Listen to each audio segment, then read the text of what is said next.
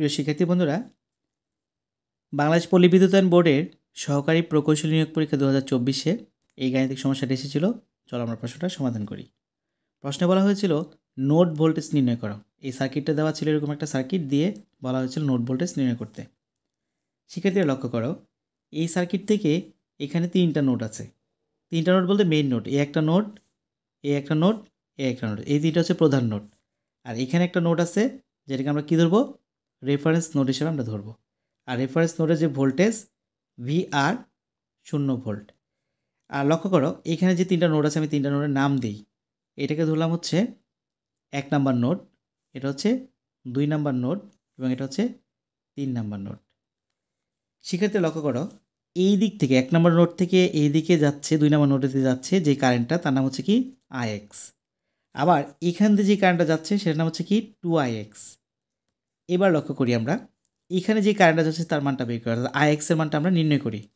IX এর মানটা যদি আমি এখানে লিখি, আমি এভাবে লিখব যে IX, অর্থাৎ এদিকে যে কারেন্টটা প্রবাহিত হচ্ছে, তাহলে এদিকে কারেন্টটা প্রবাহিত হলে কী লিখবো আমরা, এই দুইটা নোডের ভোল্টেজ থেকে বা দুইটা নোডের ভোল্টেজকে যদি আমরা রেজিস্ট্যান্স দ্বারা ভাগ করি, তাহলে এদিকে কারেন্ট কত যাচ্ছে সেটা পাবো।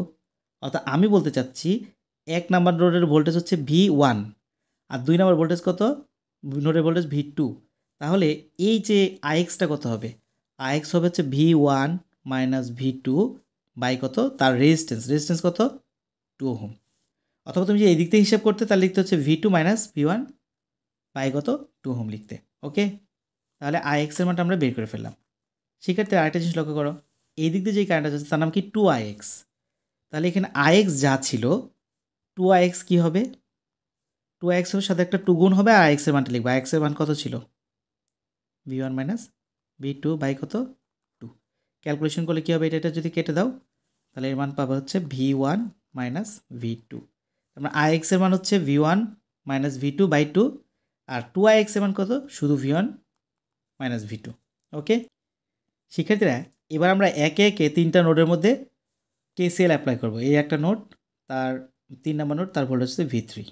তিনটা নোডের মধ্যে আমরা KCL অ্যাপ্লাই করব। তাহলে প্রথমে আমরা কি করছি, 1 নাম্বার নোডে KCL অ্যাপ্লাই করছি।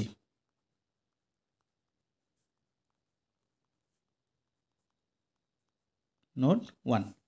তাহলে এই নোডের মধ্যে KCL প্রয়োগ করে চিন্তা করো যে যেটা কারেন্ট ডিরেকশন দেওয়া আছে, কারেন্টটা আসছে, তাহলে আমরা চিন্তা করব সেই শুধু আসছে। আর অন্যান্য ক্ষেত্রে চিন্তা করে নেব যে এই নোড থেকে কারেন্টগুলো বেরিয়ে গেছে, এই কারেন্টের দিকে আসতেছে এবং এদিকে কারেন্টটা বেরিয়ে গেছে এবং এদিকে কিছু কারেন্টটা কী হলো, বেরিয়ে গেল। তাহলে দেখো আমরা কি বলতে পারি, কোনো একটা বিন্দুতে মোট আগত কারেন্ট এবং নির্গত কারেন্টের বীজগণিতের যোগফল কি 0, অথবা আগত কারেন্ট সমান কি নির্গত কারেন্ট আমরা বলতে পারি, তাই না? তাহলে এই কারেন্টটা আসছে, এরা দুজন কিন্তু চলে গেছে, তাই না? তাহলে দেখো আমি প্রথমে এই কারেন্টটা লিখলাম 3 অ্যাম্পিয়ার আসলো, সমান কি যারা চলে যাচ্ছে, কারা চলে যাচ্ছে, এই কারেন্টটা চলে যাচ্ছে, এই কারেন্ট নাম কী ছিল IX, প্লাস এই দিক দিয়ে একটা কারেন্ট চলে যাচ্ছে, তাই তো? এই দিকে যে কারেন্টটা চলে যাচ্ছে সেটা আমরা বের করতে পারবো, কী নাম, এইটার ভোল্টেজ বিয়োগ কি এই নোডের ভোল্টেজ, অর্থাৎ V1 মাইনাস V3 ভাগ কত, এটা রেজিস্ট্যান্স। তাহলে কি পেলাম, এদিকে যে কারেন্টটা চলে যাচ্ছে সেটা পেলাম। তাহলে দেখো এই নোডে কিন্তু আমার KCL প্রয়োগ করা শেষ, কারেন্ট চলে যাচ্ছে আর এটা কারেন্ট আসছে। তাহলে এখানে ক্যালকুলেশন করি আমরা, 3 লিখলাম, IX এর মান আমরা জানি, IX এর মান কত, IX এর মান হচ্ছে V1 মাইনাস V2 নিচে 2 প্লাস এখানে কি আছে বলো, V1 মাইনাস V3 বাই কত আছে 4। চলো এখন ক্যালকুলেশন করি, 3 ঠিক থাকলো, লসক 2 আর 4 লসক কত 4। ক্যালকুলেশন করলে কত হবে, 4-এর সাথে 2 গেলে 2, তারপরে 2V1 মাইনাস 2V2 প্লাস 4 চলে গেলে থাকলো 1, সুতরাং V1 মাইনাস V3। একটু যদি ক্যালকুলেশন করি, এর সাথে গুণ করলে 3-4 কত 12 হবে। এখানে V1 কয়টা, দুইটা, একটা 3টা V1, 2টা V2, একটা V3। তারপর আমি বলতে পারি এটাকে এক লাইনে লিখলে 3V1 minus 2V2 minus V3 আর এর সাথে গুণ করলে কত হবে 12। এটা আমার জন্য কি সমীকরণ 1।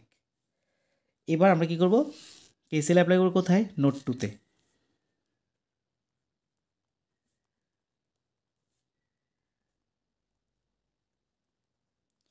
শিক্ষার্থীরা, নোডাল অ্যানালাইসিস নিয়ে ট্রিপলি গুরু BD ইউটিউব চ্যানেলে একটা বিশাল প্লেলিস্ট দেওয়া আছে, ওইখানে অনেক বিস্তারিত আলোচনা করা হয়েছে নোডাল অ্যানালাইসিস নিয়ে।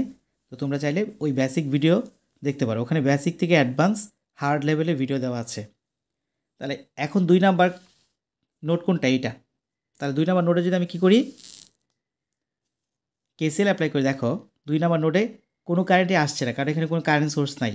তাহলে এখান থেকে কারেন্টের দিকে চলে যাচ্ছে ধরে নিব, এখান থেকে কারেন্টের দিকে চলে যাচ্ছে, এখান থেকে কারেন্টের দিকে চলে যাচ্ছে ধরে নিচ্ছি। তাহলে দেখো যেহেতু কেউ আসছে না, তাহলে আমি বলতে পারি আগত কারেন্ট হচ্ছে 0, আর বাদ বাকি সবাই নির্গত কারেন্ট। তাহলে এখানে দেখো এদিক দিয়ে যে কারেন্টটা চলে যাচ্ছে তার নাম ছিল আইএক্স, আর আইএক্সের মান কত সেটা আমরা জানি, সেটা হচ্ছে V1 - V2 বাই কত 2। তাহলে আমি চাইলে ওখান থেকে মানটা লিখে নিতে পারি, V1 - V2 বাই কত 2 প্লাস এই দিক থেকে কারেন্টটা চলে যাচ্ছে, তাহলে এই দিকে কারেন্টটা লিখব কি V2 - VR। ভিআরের মান যদি 0 না ধরলেও চলতো 4, অর্থাৎ এইটার কারেন্ট কীভাবে পাবো, এইটার ভোল্টেজ মাইনাস এটার ভোল্টেজ ভাগ হচ্ছে এটার রেজিস্ট্যান্স, তাহলে এই শাখার কারেন্ট প্লাস। সেক্ষেত্রে এবার চলো আমরা 2 নাম্বার নোডে কেসিএল প্রয়োগ করি।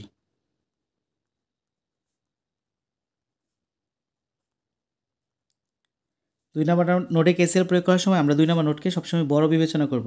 ধরে নিব যে কারেন্টগুলো এখান থেকে অন্য দিকে, এই নোড থেকে কারেন্টগুলো কি অন্যদিকে চলে যাচ্ছে। সেক্ষেত্রে লক্ষ্য করো এখানে কিন্তু কোন নোডের কারেন্টই বা কোনো দিক দিয়ে কারেন্ট ডিরেকশন দেখা যাচ্ছে না। এখানে যেমন কারেন্ট ডিরেকশন দেখা গেছিলো এই বিন্দুতে বা এই নোডে কারেন্ট আসছে, কিন্তু এই নোডের ক্ষেত্রে দেখো এখানে কোনো কারেন্ট সোর্স নাই। তার মানে ধরে নিব যে এই নোডটা থেকে কারেন্টটা, এই নোডের ভোল্টেজ সবচেয়ে বড় এবং এই নোড থেকে কারেন্টটা এদিকে চলে যাচ্ছে, এদিকে চলে যাচ্ছে এবং এদিকে চলে যাচ্ছে। সেক্ষেত্রে এই নোডের ভোল্টেজকে বড় বিবেচনা করে আমার ক্যালকুলেশন করতে হবে। তাহলে চলো আগত কারেন্ট 0 আমরা ধরে নিলাম, তাহলে নির্গত কারেন্ট যে কারেন্টগুলো চলে যাচ্ছে, আউটগোয়িং কারেন্টগুলো কী কী, এদিকে একটা কারেন্ট যাচ্ছে, এদিকে কারেন্টটা মানে কি আইএক্স, আর আইএক্সের মান কত V1 - V2 বাই 2। কিন্তু আমি যখন এই দিক দিয়ে বিবেচনা করব, কিন্তু এই দিক দিয়ে যখন বিবেচনা করবো V2 মানটা কিন্তু বড়, অর্থাৎ তখন হবে V2 - V1 বাই কত 2, এটা হচ্ছে তার রেজিস্ট্যান্স। আবার এই দিক দিয়ে ক্যালকুলেশন করি, প্লাস V2 - VR বাই হচ্ছে তার রেজিস্ট্যান্স কত 4। সেক্ষেত্রে চিন্তা করো এখানে ভোল্টেজটা কি, কারেন্টটা কী হবে, এখানে ভোল্টেজ মাইনাস এখানে ভোল্টেজ, দুইটা বাদ দেওয়ার পর রেজিস্ট্যান্স ভাগ করলে এখানে কারেন্ট পাবো। তো এখানে ভোল্টেজ তো V2 আর এখানে ভোল্টেজ কত VR, প্লাস এইখানে চিন্তা করো এদিক দিয়ে কারেন্ট যাচ্ছে, তো এইটার ভোল্টেজ থেকে V2 থেকে মাইনাস করবো কি হলো V3 সমান কত, ভাগ করবো 8 দ্বারা। তাহলে এই হচ্ছে এইখানে এই নোডে কেসিএল প্রয়োগ করার ফলাফল।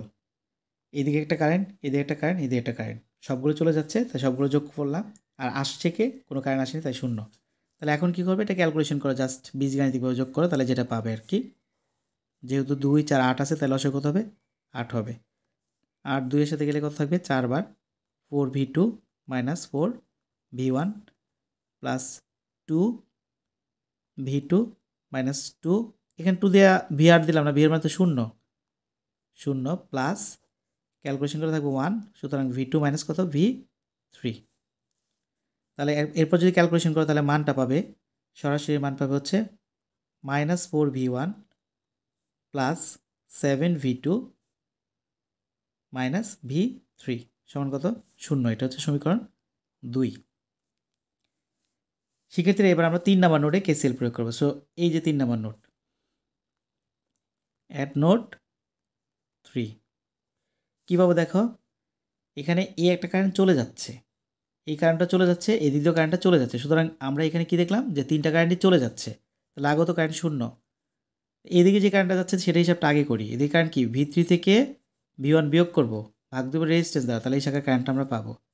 সুতরাং আমরা লিখতে পারি এরকম যে V3 - V1 বাই তার রেজিস্ট্যান্স কত 4 প্লাস এখানে কত চিন্তা করে দিক দিয়ে কী মানটা পাবো V3 মাইনাস কত V2 ভাগ কত তার রেজিস্ট্যান্স 8 প্লাস এদিকে যে কারেন্টটা চলে যাচ্ছে তার মানে হচ্ছে 2IX সমান কত, সমান তো 0 এখানে আমরা লিখলাম। এরপর দেখো একটা কাজ করতে পারি, IX 2IX এর মান কিন্তু আমরা জানি, এই যে 2IX এর মান কত V1 - V2।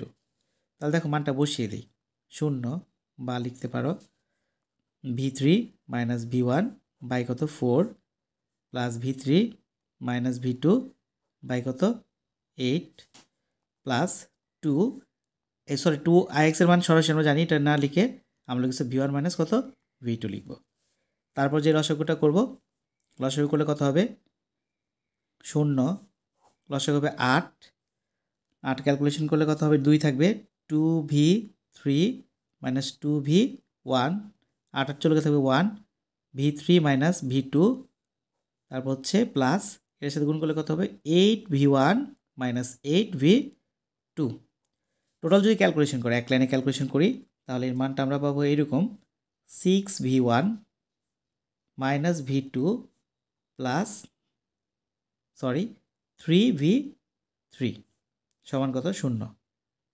তাহলে এটা হচ্ছে সমীকরণ আমার জন্য 3।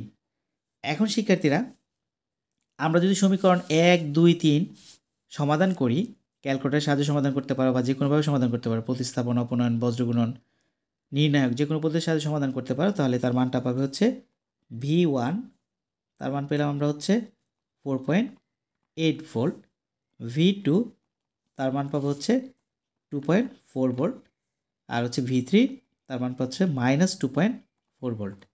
শিক্ষার্থী লক্ষ্য করো আমি এটা ক্যালকুলেটরের সাহায্যে সমাধান করেছি, তোমরা চাইলে এটা ক্যালকুলেটরের সাহায্যেও সমাধান করতে পারো। তাহলে এই তিনটে হচ্ছে আমার নোট ভোল্টেজ, কারণ এই যে আমার নোট কত ছিল, নোটটা ছিল হচ্ছে V1, V2, V3। সো তিনটা নোট ভোল্টেজ আমি এখন বের করলাম, V1, V2, V3 মানটা বের করে ফেললাম। সময় তোমাদের কাছে এই Ix এর মানটা কত সেটাও জানতে চাইতে পারে, তাহলে চলো Ix এর মানটা বের করি। Ix এর মান কীভাবে বের করবো, এই যে ফর্মুলা, Ix মানে কি V1 মাইনাস V2/2।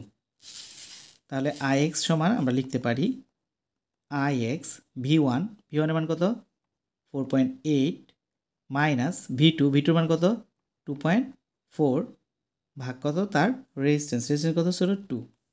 তা তুমি এটু ক্যালকুলেশন করলে এর মান পাবো হচ্ছে 1.2 এম্পিয়ার। তাহলে এটা হচ্ছে Ix এর মান। শিক্ষার্থীরা ধন্যবাদ সবাইকে।